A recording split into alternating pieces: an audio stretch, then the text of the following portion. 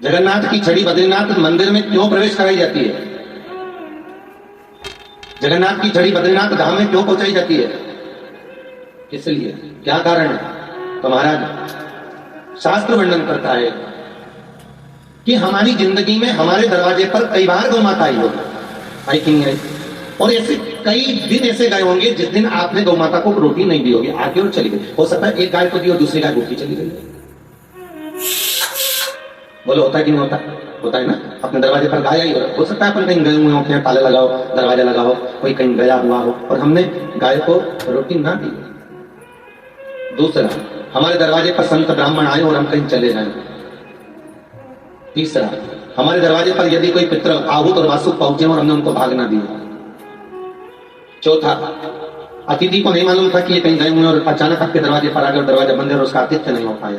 तो महाराज जगन्नाथ की छड़ी जो बद्रीनाथ में दी जाती है वो इन सारे दोषों को समाप्त कर देती है। सारे दोष समाप्त। अब बद्रीनाथ से गंगोत्री होकर हम गंगा जल लेकर जब रामेश्वर जाते हैं, रामेश्वर में दो जगह पर गंगा जल चढ़ता है। एक रामेश्वर के मंदिर में भगवान शंकर पर, दूसरा हनुमतेश्वर पर। कौन सा मंदिर है?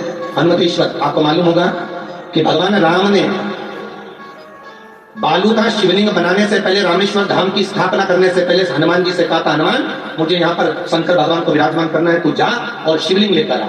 और हनुमान जी महाराज सीधे कैलाश गए और कैलाश पर जाकर शंकर भगवान की स्तुति श्री हनुमान जी महाराज ने करी। हनुमान जी ने जब स्तुति करी, शंकर भगवान ने पूछा, हनुमान क्या चाहिए? हनुमान कहते हैं, आप एक लिंगायत आकृति में प्रकट हो जाइए। अगर आपने लिंग पुराण सुनी होगी तो उसमें स्पष्ट लिखा है,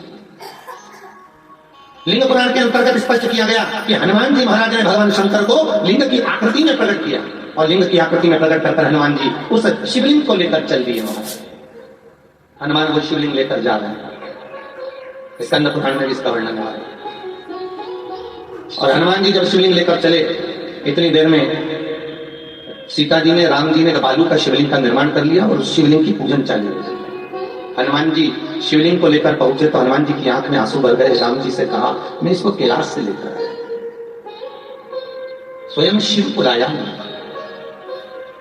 और शंकर को लेकर आया हूं और आप एक शिवलिंग की आपने प्रतिष्ठा कर दी। अब इस शिवलिंग का क्या होगा? राम जी महाराज ने कहा, हनुमान इस रामेश्वर धाम की स्थापना मैंने करी है, पर इसका पुण्य पुंज तू जिस शिवलिंग को लेकर आया है तो सीधे शंकर का ही स्वरूप है, ये तेरे द्वारा निर्मित होगा। और उसी समय पर श्री हनुमान जी महाराज उस शिवलिंग को लेकर गए और रामेश्वर मंदिर से कुछ ही किलोमीटर की दूरी पर वो हनुमतेश्वर शिवलिंग विराजमान है जो हनुमान जी ने स्थापित किया। हनुमान जी ने जिसको स्थापित किया। तो गंगा का जो जल आता है वो दो जगह पर चढ़ता है रामेश्वर में। एक चढ़ता है रामेश्वर में, रामेश्वर से जरूरी है हनुमतेश्वर, रामेश्वर से जरूरी है हनुमतेश्वर पर। जब आप जल चढ़ाएंगे तो हनुमतेश्वर पर बालू की पोटलियां बिकती हैं। यदि आप लोग गए होंगे तो आपको मालूम होगा। इसलिए कहते हैं जगन्नाथ की छड़ी बद्रीनाथ, बद्रीनाथ का गंगा का जल रामेश्वर और रामेश्वर की रज द्वार पर। तो हनुमतेश्वर पर बालू की छोटी छोटी पोटलियां मिलती हैं, 5-5 रुपए में, 10-10 रुपए में। वो पोटली हनुमतेश्वर की, जैसे हनुमान जी कैलाश से शंकर को लेकर आए थे, उसी तरह आपको मालूम होगा जब भगवान कृष्ण की 16,108 रानियां हुई और 16,108 रानियों से भगवान कृष्ण की यहां संतान नहीं हुई।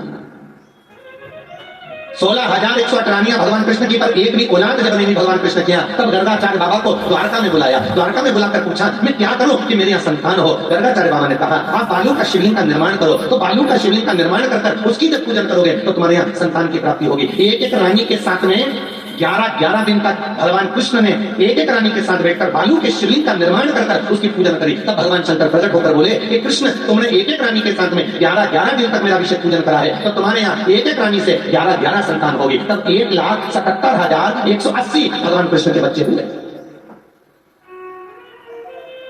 कितने हुए बोलो? 1,77,000। तब जाकर भगवान के इतने बच्चे हो। इसलिए आपसे भी निवेदन है, आप जितने दिन अभिषेक करोगे तुम्हारी उतनी औलाद होगी। अब तो वो रज की महत्व था। भगवान द्वारकाधीश ने उस समय पर सूचना करी कोई जाए तो रज लाए।